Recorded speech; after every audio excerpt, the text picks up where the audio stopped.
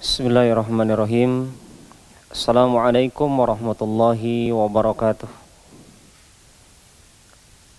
Innal hamdalillah nahmaduhu wa nasta'inuhu wa nastaghfiruh. Na'udzu billahi minasyururi anfusina wa sayyiati a'malina. May yahdihillahu fala mudhillalah wa may yudlilhu fala hadiyalah. Assalatu wassalamu ala nabiyyina Muhammadin wa ala alihi wa ashabihi ajma'in, amma ba'd. Para jamaah sekalian, kaum muslimin dan muslimat, semoga kita berada di dalam kebahagiaan, di dalam keberkahan bersama bulan suci Ramadan, syahrun mubarak, bulan yang penuh dengan kebaikan bagi orang beriman. Apapun yang dirasakan di bulan ini, itu adalah yang terbaik. Bila ada di antara kita semuanya dalam kondisi sehat walafiat, dalam kondisi sejahtera, nyaman hidupnya, kemudian dia bersyukur kepada Allah atas nikmat kebahagiaan ini, itulah yang terbaik. Ketika mendapatkan kenikmatan, dia mensyukurinya. Demikian juga bagi para jamaah kaum muslimin dan muslimat yang pada kesempatan kali ini mendapatkan cobaan, ujian, kesedihan, kesulitan, penyakit, kemudian dia hadapi dengan penuh keikhlasan dan kesabaran, maka itu adalah pilihan yang terbaik. Maka apapun yang kita dapatkan di kesempatan kali ini, kalau kita menjalaninya dengan keimanan, maka itu adalah yang terbaik, sebagaimana yang disabdakan oleh Rasulullah sallallahu alaihi wasallam, ajaban li amril mu'min inna amrahu kullahu khair wa laysa dzalika li ahadin illa lil mu'min. Sangat mengagumkan, sangat menakjubkan urusan orang beriman, karena semua yang dia hadapi adalah yang terbaik. In asabathu dharra'u sabar fakana khairan lahu wa in asabathu sarra'u syakar fakana khairan lahu. Apabila dia mendapatkan ujian, maka dia berusaha melewati ujian dengan penuh kesabaran. Itulah pilihan terbaik saat ditimpa ujian. Apabila mendapatkan kesenangan, dia pun bersyukur, dan itu adalah pilihan terbaik ketika mendapatkan kebahagiaan, kesenangan ini. Para pemirsa dan para hadirin jamaah kaum muslimin dan muslimat yang dimuliakan dan dirahmati oleh Allah, kita berada di 10 hari kedua di bulan Ramadan. Bahkan 10 hari kedua ini tinggal beberapa hari lagi akan memasuki 10 hari terakhir. Dan perlu kita ingatkan diri kita bahwa urusan hidup kita tergantung akhirnya. Maka kalau tingkat ibadah kita di 10 hari pertama ibadahnya melejit, ya, ibadahnya semangat 45, kemudian di 10 hari kedua ini mestinya tingkat kualitas ibadah kita ditingkatkan lagi, dikarenakan secara sunnah Nabi di 10 hari ketiga ibadah Nabi ditingkatkan melebihi 20 hari yang pertama. Sampai Ibunda Aisyah radhiyallahu anha wa ardhaha ummul mukminin, beliau mengatakan, kana Nabiyyu sallallahu alaihi wasallam yajtahidu fil ashril awakhir ma la yajtahidu fi ghairih. Nabi itu bersungguh-sungguh dalam ibadah di 10 hari terakhir melebihi kesungguhan beliau di hari yang lainnya. Artinya melebihi kesungguhannya di 20 hari pertama. Maka semakin kita mendekati garis finish, mestinya kalau kita memahami diri kita sedang berlomba, ini perlombaan tingkat skala internasional. Karena umat Islam saat ini berlomba semuanya, maka harus kita tingkatkan nilai ibadah kita di hadapan Allah Subhanahu wa ta'ala. Insya Allah di kesempatan kali ini para pemirsa dan para pendengar jamaah kaum muslimin dan muslimat, kita akan membahas sebab-sebab terbebas dari api neraka di bulan suci Ramadan. Walaupun mungkin tidak semuanya, minimal kita bisa meraihnya dan bisa menjadi sarana untuk menghadirkan lagi semangat di dalam berlomba melaksanakan ibadah, mencapai garis finish dengan kondisi yang sangat prima. Dan kita mesti memahami bahwa bulan Ramadan ini adalah bulan berlomba-lomba meraih surganya Allah Subhanahu wa ta'ala, sekaligus bulan berlomba agar terbebas dan dijauhkan dari nerakanya Allah Subhanahu wa ta'ala. Para pemirsa dan para pendengar yang dimuliakan dan dirahmati oleh Allah Subhanahu wa ta'ala, Rasulullah sallallahu alaihi wasallam pernah menyampaikan kepada kita, dan hadis ini pernah kita angkat di pembahasan sebelumnya. Inna lillahi ta'ala utaqa fi kulli yaum wa laylah, yakni fi Ramadan. Rasulullah SAW bersabda, sesungguhnya Allah memiliki hamba-hamba yang dibebaskan dari api neraka setiap hari dan malam di bulan Ramadan. Wa inna likulli muslim fi kulli yaum wa laylah da'watun mustajabah. Dan sesungguhnya bagi setiap muslim di siang dan malam Ramadan ada doa yang dikabulkan oleh Allah Subhanahu wa ta'ala. Hadis ini disahihkan oleh Imam Al-Albani dalam riwayat Imam Ahmad. Demikian juga hadis Nabi Muhammad alaihi salatu wassalam, inna lillahi azza wa jalla inda kulli fitrin utaqa. Sesungguhnya Allah azza wa jalla memiliki hamba-hamba yang dibebaskan dari api neraka, dan itu terjadi setiap waktu berbuka puasa atau berbuka saum. Hadis ini dihasankan oleh Imam Al-Albani rahimahullahu ta'ala. Para pendengar yang dimuliakan dan dirahmati oleh Allah Subhanahu wa ta'ala, berbicara tentang surga dan neraka, ini adalah membahas perkara yang gaib, perkara yang saya saja tidak pernah melihat, ya.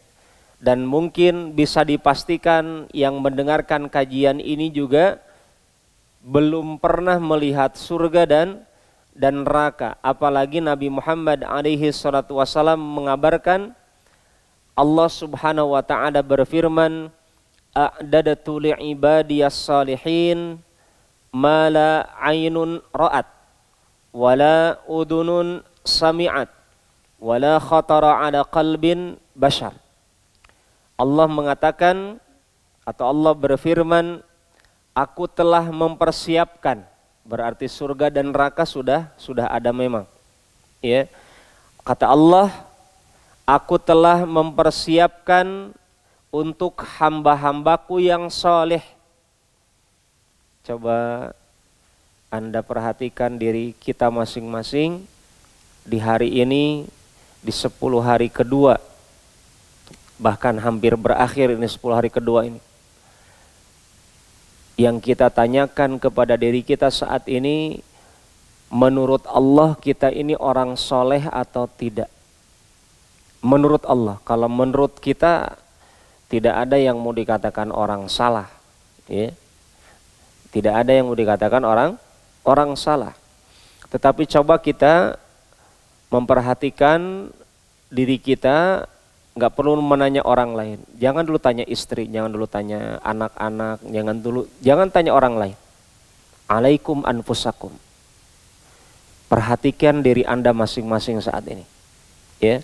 Karena Allah memerintahkan kita untuk memperhatikan diri kita, baru keluarga kita. Qu anfusakum wa ahlikum nara. Jagalah diri Anda dan keluarga Anda. Allah perintahkan yang pertama, diri Anda dulu. Apa yang kita perhatikan saat ini adalah ketika Allah berfirman, aku telah mempersiapkan untuk hambaku yang soleh. Ya, untuk hambaku yang soleh. Sekarang mari kita bertanya, memohon kepada Allah, ya Allah, jadikanlah saya hambamu yang soleh. Allah telah mempersiapkan untuk hamba Allah yang soleh. Ya. Imam Al-Utsaimin rahimahullah ta'ala, beliau memberikan definisi orang yang soleh adalah orang yang memenuhi haknya Allah dan orang yang memenuhi hak-haknya selain Allah.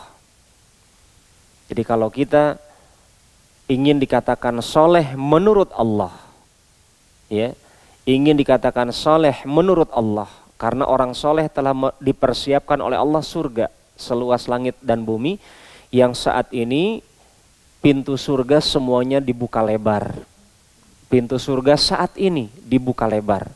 Dan yang mengatakan pintu surga dibuka lebar bukan saya, tetapi Rasulullah SAW yang pernah melihat surga ketika Isra Mi'raj.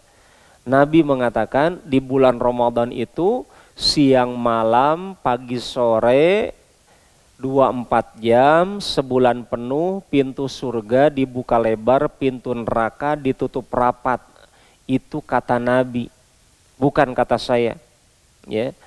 Allah mengatakan surga yang luasnya seluas langit dan bumi itu dipersiapkan untuk orang soleh. Orang soleh kata para ulama, pengertiannya adalah yang memenuhi hak-haknya Allah dan berusaha memenuhi hak hamba-hamba Allah. Kalau kita sudah maksimal melaksanakan, memenuhi haknya ini, maka bersyukurlah kepada Allah Subhanahu wa ta'ala. Kalau kita memang belum maksimal untuk memenuhi haknya Allah dan haknya hambanya, masih ada kesempatan saat ini. Ya, masih ada kesempatan saat ini untuk kita perbaiki. Karena kata para ulama, kalau orang di bulan Ramadan susah menjadi baik, padahal bulan Ramadan itu bulan kebaikan 30 hari siang malam. Kemudian ada orang susah berubah di bulan Ramadan, kata para ulama dikhawatirkan di luar Ramadan itu susah, lebih susah lagi untuk berubah itu. Kalau di bulan kebaikan ini saja susah untuk menjadi baik, padahal ketika ini setan sedang dibelenggu, sedang diikat. Ya. Jin-jin yang membangkang sedang diikat juga oleh Allah Subhanahu wa ta'ala. Kemudian ada orang di bulan Ramadan ini susah berubah menjadi baik, maka yang harus dia pertanyakan adalah dia mestinya langsung berdoa kepada Allah di bulan kebaikan ini. Ya Allah, kenapa saya susah berubah? Padahal ini bulan kebaikan, mestinya saya mudah berubah. Apalagi di malam pertama Ramadan ada yang berseru, ya baghiyal khairi aqbil. Wahai orang yang mencari kebaikan, datangi kebaikan. Sekarang ini pintu-pintu kebaikan dibuka lebar. Orang kalau mau berbuat baik ini itu sangat mudah dijalankan sekarang ini. Tapi kalau Anda rasakan sekarang Anda susah untuk sholat, susah untuk saum dengan benar, susah untuk baca Quran, susah untuk bersedekah, susah untuk berbakti kepada orang tua, susah untuk meninggalkan kemaksiatan, susah untuk menjalankan ketaatan, berarti masalahnya ada pada hati Anda. Hati Anda sudah kotor.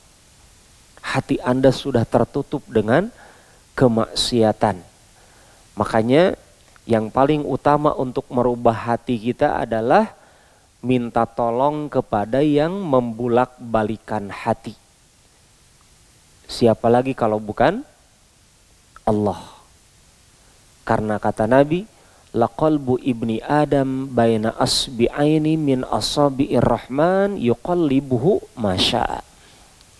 Sungguh benar-benar hatinya kita, hati anak Adam ini di antara jari jemarinya Allah dibulak-balikan terserah Allah.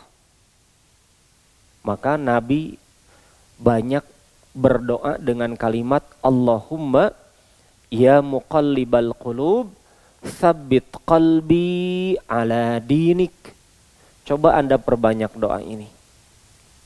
Bagi Anda yang di pertengahan Ramadan ini sudah loyo ibadahnya, padahal mestinya semakin kita dekat garis finish, mestinya ibadah kita terus dimaksimalkan.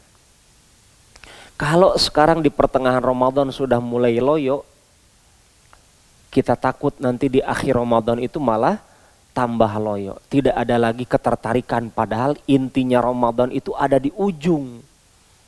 Intinya Ramadan ada di ujung. Dan intinya amalan kita juga penutupannya. Ya. Makanya coba doakan diri kita, mau minta kepada Allah, Allahumma ya Allah. Allahumma ya Allah. Ya muqallibal qulub. Wahai yang membulak-balikan hati. Tsabbit qalbi ala dinik. Tetapkan, kokohkan hati saya di atas agamamu. Ingat, kalau hati sudah menjadi baik, telinga kita akan berusaha mendengar yang baik-baik.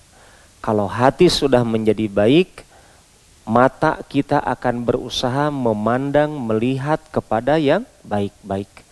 Kalau hati kita sudah baik, maka tangan kita akan berusaha meraba, menyentuh sesuatu yang baik-baik. Kalau hati kita sudah menjadi baik, maka seluruh anggota tubuh juga ikut terkena dampak kebaikannya. Efek kebaikannya akan terasa. Tapi, ini sebagai bahan renungan.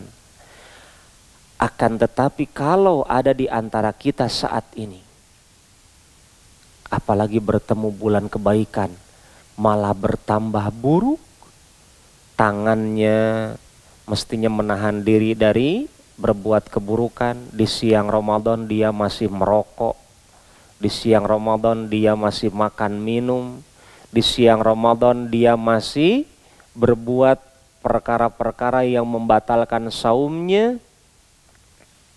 Maka masalah utamanya bukan pada dompetnya. Masalah utamanya bukan pada kekuatan fisiknya. Tapi masalah yang paling sentral adalah hatinya sedang bermasalah dengan Allah Subhanahu wa ta'ala. Dalam hadis yang disampaikan Abu Hurairah radhiyallahu an, Nabi Muhammad alaihi salatu wasallam mengabarkan, seorang hamba apabila dia melaksanakan satu dosa. Jadi silakan Anda cek diri Anda. Ustaz, kayaknya saya tidak melaksanakan dosa. Lihat saja efeknya. Dosa itu punya efek. Ya. Sebagaimana orang menjalankan ketaatan pasti ada efeknya. Orang kalau benar-benar melaksanakan saum karena Allah sesuai dengan caranya Nabi, pasti ketika melaksanakan saum itu dia jalankan dengan penuh kenikmatan. Karena Nabi itu menikmati saumnya. Orang kalau sholat dengan benar, sesuai dengan tuntunan Nabi, maka dia akan merasa rindu dengan sholat. Naam. Tapi kalau orang bermaksiat, jangan dikira nggak ada rasanya. Maksiat itu ada rasanya. Kata Nabi, kalau ada orang berbuat satu dosa, maka Allah tanamkan dalam hatinya satu bintik hitam. Lihat. Yang dikabarkan oleh Nabi apa? Dosa itu berefek kemana? Kepada hati. Mungkin tangannya baru cuci tangan, apalagi sekarang lagi musim cuci tangan. Sabun cair di rumah cepat habis. Ya, mungkin kalau nggak merek-merek terkenal atau apa gitu kan. Sekarang cepat habis. Mungkin tangannya bersih. Tapi kalau dia berdosa, ya, walaupun tangannya bersih, dia pakai make up terus. Dia pakai samponya saja, sampo 1 bulan mungkin berapa botol gitu ya. Kemudian kalau mandi juga satu bak itu mungkin dihabiskan setengahnya dan seterusnya. Seakan-akan Ustaz saya sudah bersih. Iya, Bapak Ibu bersih lahirnya. Tapi kalau batinnya salah, ada salahnya. Kata Nabi, kalau orang punya dosa sama Allah, Allah tumbuhkan satu bintik hitam. Iya, begitu rumusnya. Makanya orang beriman kalau berdosa itu dia merasa. Para sahabat mengatakan kami itu menyadari kalau ada salah sama Allah itu ingat. Para sahabat itu saking jarangnya berdosa loh, bayangkan. Mereka tahu kapan Allah ridho kepada mereka dan kapan Allah murka kepada mereka. Mereka paham, mereka menyadari, mereka merasakan. Tapi kalau kita coba, sudah sholat subuh ketinggalan, ya, giliran sahur ketinggalan marah-marah. Padahal sahur ketinggalan itu sunnah, sahur sunnah. Meninggalkan sholat subuh haram, dosa besar. Orang lebih menyesal tidak sahur daripada tidak sholat subuh. Nah ini masalah ini. Ya. Ada orang merasa berdosa kalau tidak sholat taraweh. Ya, bukan berarti saya anjurkan tidak sholat taraweh, tidak. Ada orang merasa bersalah kalau tidak sholat taraweh, tapi tidak merasa menyesal kalau tidak sholat isya, tidak sholat maghrib, tidak sholat duhur. Ini orang lagi digoda oleh setan kelas teri di bulan Ramadan. Iya, ya. Perlu diingat ibu-ibu, bapak, para pemirsa, para pendengar sekalian, kalau kita berdosa jangan dikira nggak ada efeknya, nggak ada rasanya. Ada. Apa rasanya Ustadz? Kata Nabi, kalau orang berdosa, satu dosa. Sekarang hari ini kita sudah berapa dosanya? Satu dosa akan menumbuhkan satu bintik hitam di hatinya. Dia tidak segera bertaubat, maka nanti akan berdosa lagi. Kemudian apa? Bintik kedua dimunculkan. Dosa lagi, bintik ketiga. Terus hatinya yang asalnya bening, putih. Seperti Anda punya kertas, kena percikan hitam, tinta hitam, tik, tik, tik. Terus dibiarkan itu tinta, nggak dibersihkan. Ya, apa yang terjadi? Kertas atau kain putih tadi, asalnya putih, bening, bersih. Tapi kalau dibiarkan bintik-bintik hitam dosa tadi, dibiarkan terus, tenang, cuma sedikit, masih besar di putihnya hati saya. Merasa menyepelekan dosa, akhirnya hitam hatinya. Bagaimana kalau sudah hitam hatinya? Kalau hati sudah hitam, maka dia tidak akan merasakan manisnya keimanan. Dia tidak akan merasakan manisnya baca Quran. Dia tidak akan merasakan indahnya bersedekah. Dia tidak akan merasakan indahnya berdialog kepada Allah dalam sholatnya. Dia tidak merasakan sejuknya ketika melantunkan zikir, doa, memanjatkan permohonan kepada Allah. Dia seakan-akan tidak butuh kepada Allah. Kapan itu terjadi? Ketika hatinya sudah hitam. Gara-gara apa? Gara-gara dosa. Makanya kalau di pertengahan Ramadan ini kita dapatkan diri kita sudah mulai semangatnya menurun, padahal kita belum finish. Ini sudah lampu hijaunya berubah jadi lampu merah nantinya itu. Bahaya kalau dibiarkan. Maka pada kesempatan kali ini kita akan angkat beberapa poin pembebas dari neraka. Ya. Di pembahasan sebelumnya mungkin di pagi hari Ustaz Syawal membahas tentang bagaimana ngerinya neraka. Kita pun juga ngeri, minimalnya kita tahu neraka paling ringan yang dirasakan Abu Thalib, dia memiliki sandal jepit dalam neraka, kemudian dia injakkan kakinya ke neraka, langsung kepalanya mendidih. Itu siksa neraka paling ringan. Dan api neraka panasnya 70 kali lipat dari api dunia. Kita juga memahami api dunia itu sudah bikin gosong rumah kebakaran. Ada sekarang di Lombok kalau tidak salah, kemarin lagi Ramadan siang, ya, kebakaran rumah, atapnya mirip atap rumbia. Akhirnya rumah itu melahap satu rumah karena angin besar, melahap rumah yang lain, melahap. Itu api dunia. Dan Anda juga ketika nanti makan malam mungkin sambil bakar ikan, itu api dunia level 1/70-nya api neraka. 1/70-nya. Maka ketika pintu neraka saat ini ditutup rapat, agar kita meraih amalan surga. Karena saat ini pintu surga dibuka lebar. Apa sebab-sebab agar kita bisa terbebas dari api neraka? Yang pertama, dan ini yang utama, dan ini juga amalan hati yang tadi kita bahas. Yang pertama, agar kita dibebaskan dari api neraka, perbaiki kualitas keikhlasan kita di dalam beramal. Bapak-bapak, ibu-ibu, Anda rela untuk menahan makan minum itu karena siapa? Untuk apa? Ya, kemarin Anda ketika bekerja di kantor, sekarang kan work at home gitu ya, praying at home, study at home, semuanya di rumah, kerja di rumah, ibadah di rumah. Kemudian belajar di rumah.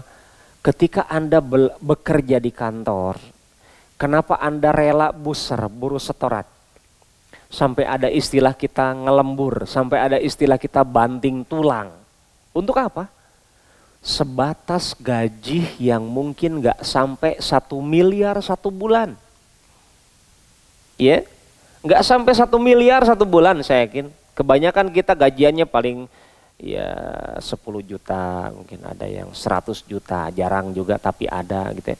200 juta, mungkin ada 1 miliar, mungkin ada, tapi 1 banding berapa orang. Tapi kan intinya apa? Kita bekerja siang malam, berangkat jam 7 pagi, pulang sore, bahkan ada yang ngelembur sampai malam suntuk, pulang ke rumah capek, besoknya begitu lagi. Untuk apa? Cari gaji besar. Padahal sebesar-besar gaji dunia, ketika orang itu kena sakit, mungkin gak bisa kentut, ya, mungkin gak bisa apalah, penyakit sederhana, mengeluarkan biaya yang sangat besar yang dia kumpulkan bertahun-tahun lamanya langsung habis. Itulah gaji dunia, kecil, ya. Tapi coba Anda ketika melaksanakan ibadah shaum. Untuk apa Anda rela menahan makan minum? Kalau hanya niatnya, Ustadz saya lagi cari sehat, saya dianjurkan dokter banyak shaum, pas puasa ini, maka saya niatkan shaum saya karena cari sehat. Anda akan menyesal kalau Allah takdirkan dengan shaum tambah sakit. Karena niat utama ibadah adalah bukan untuk cari sehat, bukan. Anda lihat Nabi Muhammad SAW berperang Badar di bulan Ramadan, perang Fathu Makkah di bulan Ramadan, lagi saum, perang. Cari apa perang? Cari mati. Kalau logikanya akan diterapkan di sini, nggak masuk akal ini. Masa ibadah malah cari mati? Iya, karena itu adalah lahan terbaik untuk mendapatkan cintanya Allah ketika perang, ya cari mati. Cari mati di jalan Allah Subhanahu wa taala. Kalau pakai logika nggak masuk akal. Nah sekarang saum. Anda saum untuk apa? Saum kalau niatnya untuk Allah Subhanahu wa taala, maka saya yakin Anda akan berusaha memahami kualitas saum Anda, karena Allah Maha tahu hati Anda. Ketika ada orang saumnya bukan karena Allah, maka Allah tidak akan menerima saumnya. Dan orang akan memahami dirinya. Orang lebih mengerti tentang niat dirinya daripada niat orang lain. Saya ini saum untuk apa ini? Apakah saya karena dipuji orang lain gitu ya, sehingga saya saum agar dianggap orang soleh sama orang lain, akhirnya saya saum. Ini niat-niat yang harus diperbaiki. Maka kata Nabi Muhammad Sallallahu Alaihi Wasallam tentang ikhlas ini, ya, lan yuwafiya abdun yaumal qiyamah yaqulu la ilaha illallah yabtaghi biha wajhallah illa harramallahu alaihin nar. Tidak akan pernah dibalas seorang hamba oleh Allah di hari kiamat yang mana seorang hamba ini mengucapkan la ilaha illallah, mencari wajahnya Allah, ikhlas karena Allah, mengucapkan la ilaha illallah, kecuali dia akan diharamkan oleh Allah dari api neraka. Tidak ada balasan bagi orang yang bisa membuktikan la ilaha illallah ikhlas karena Allah, kecuali dia akan diharamkan dari api neraka. Maknanya apa? Maknanya kalau kita saumnya ya bukan karena Allah, maka sangat mungkin untuk dimasukkan ke dalam neraka karena kita niat saumnya bukan karena Allah.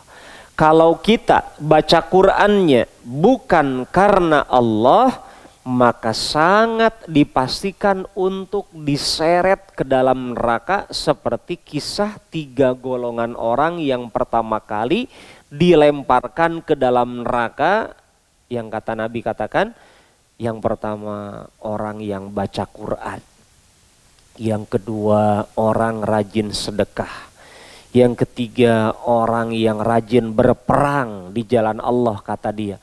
Semua 3 orang ini mengatakan, ya Allah, saya siang malam baca Quran, mengamalkan Quran karena Engkau ya Allah, ikhlas karena Engkau. Yang kedua, ya Allah, saya setiap hari, setiap saat bersedekah untuk Engkau ya Allah, betul ya Allah, untuk Engkau ya Allah. Yang ketiga, ya Allah, saya berperang di jalan-Mu ya Allah, hanya untuk mencari ridho-Mu ya Allah, ikhlas karena Engkau. Semua pengakuan mereka dikatakan oleh Allah, kamu bohong, kamu bohong, kamu bohong. Allah Maha tahu niatnya orang itu. Bisa dibayangkan oleh kita saat ini, yang mungkin kita saat ini sudah melewati beberapa hari Ramadan. Kita sudah rutin sedekah kita sudah rutin baca Quran kita sudah rutin sholat tarawih kita sudah rutin menjaga sholat 5 waktu, saum Ramadannya, dan seterusnya. Bahkan kita mungkin mengatakan di hadapan Allah, ya Allah, saya ikhlas, saya ikhlas, saya ikhlas. Tapi realitanya di hadapan Allah, kamu bohong, kadzabta, kadzabta, kadzabta. Allah lebih tahu tentang hati kita. Maka berarti ada orang-orang di hari kiamat selama di dunianya merasa ikhlas. Ternyata di hari kiamat kata Allah, kamu tidak ikhlas. Itu kan mengerikan. Maka pada kesempatan kali ini saya ingin sebutkan apa alamat kita ikhlas. Ini penting. Ya. Apa ciri kita sedang ikhlas atau tidak ikhlas? Kata para ulama, min adhari alamatihi, alamat yang paling jelas bahwasanya seseorang itu adalah ikhlas, annasyatu fi ta'atillah. Orang itu akan semangat, rajin dalam menjalankan ketaatan.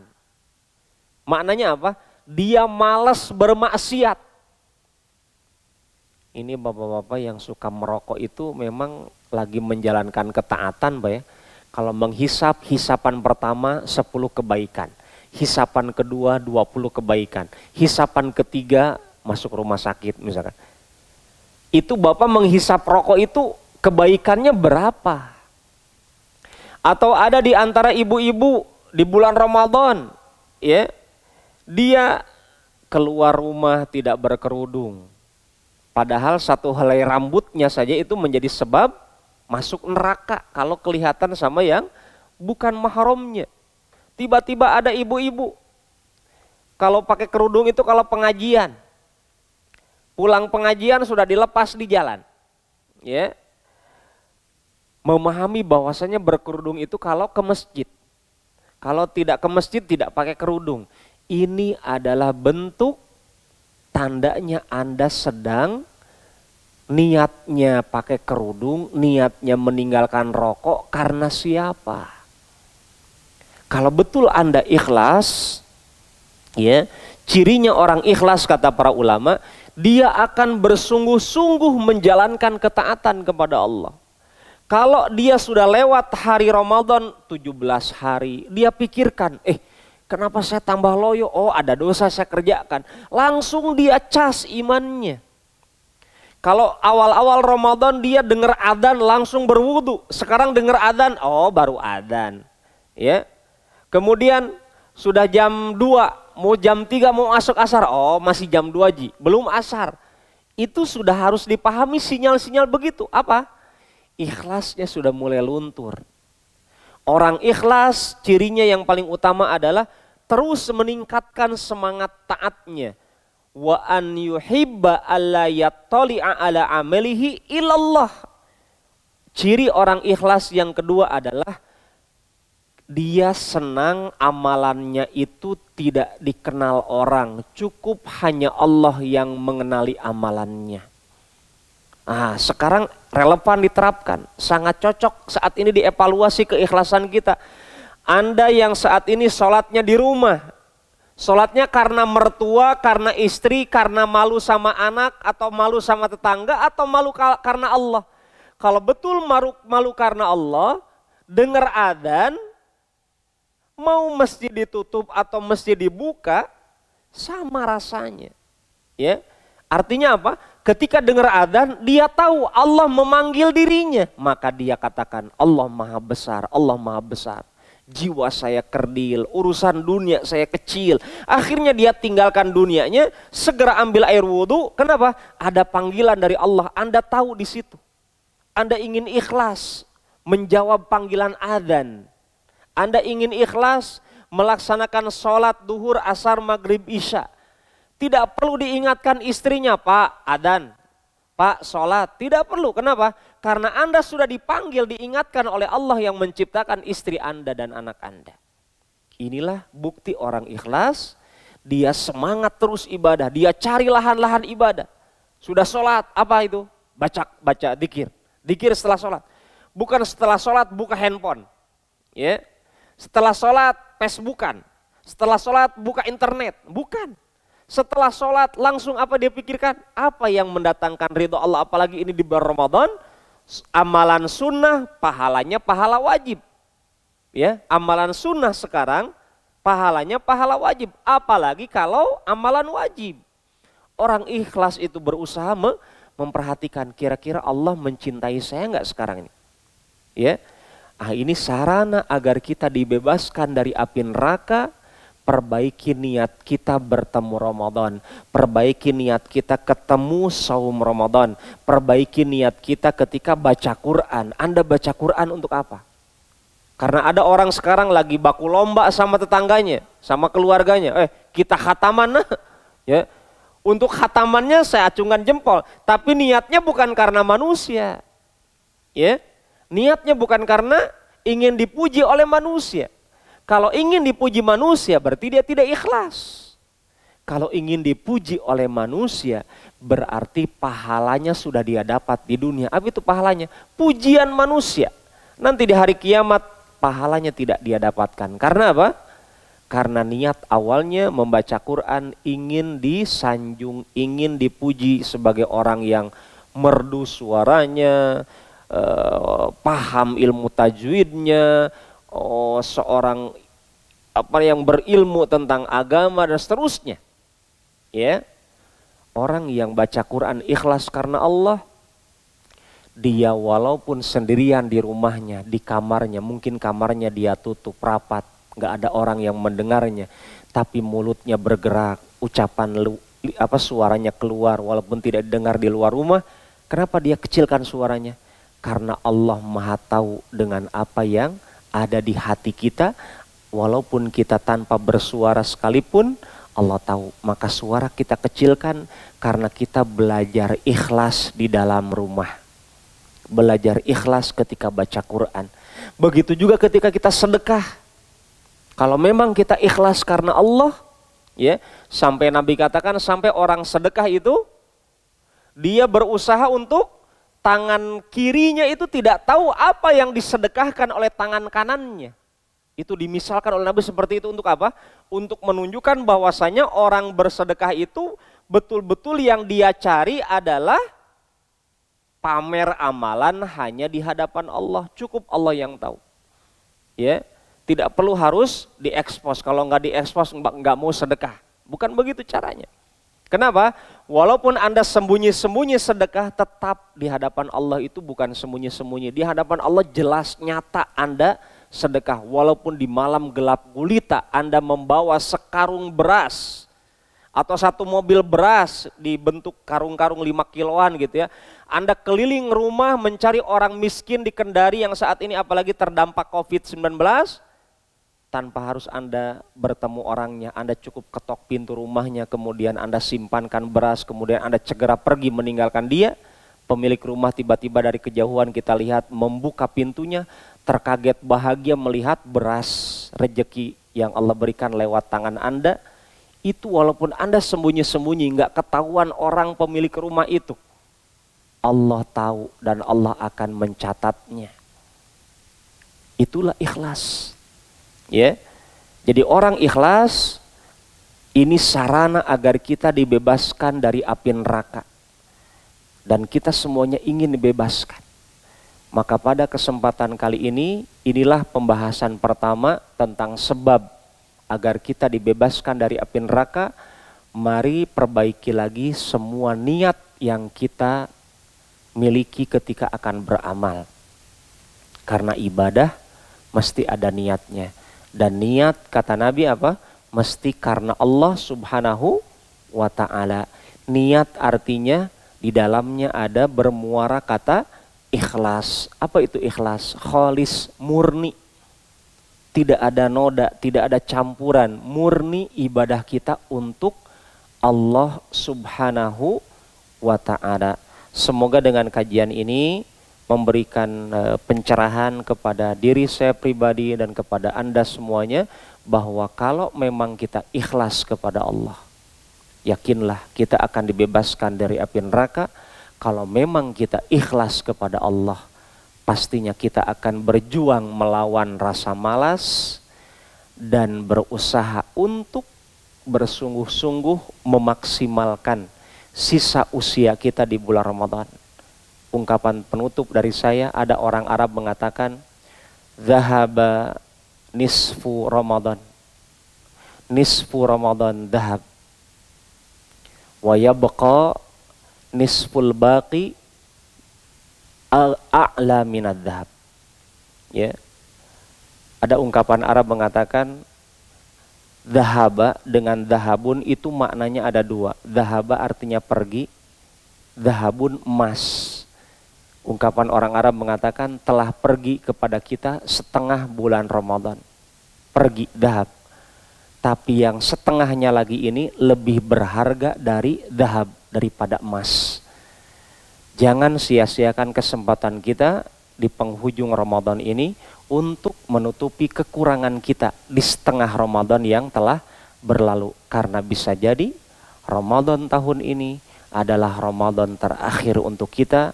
Karena rindunya kita dengan 1 Ramadan sampai 17 Ramadan tidak bisa digantikan kecuali kita mesti menggantikannya di tahun depan. Bertemu lagi 1 Ramadan sampai 17 Ramadan, kita harus menanti 1 tahun lagi untuk bertemu angka 1 sampai angka 17 Ramadan. Maka mumpung kita masih ada kesempatan, mari kita perbaiki amalan-amalan kita di bulan Ramadan yang tersisa ini. Semoga Allah memberikan kemudahan kepada diri kita, diri keluarga kita, seluruh kaum muslimin. Apapun yang Anda miliki dari kemampuan Anda, semoga bisa Anda maksimalkan di setengah Ramadan yang tersisa ini. Amin ya rabbal alamin. Subhanaka Allahumma wa bihamdik asyhadu an la ilaha illa anta astaghfiruka wa atubu ilaik. Walhamdulillah. Assalamualaikum warahmatullahi wabarakatuh.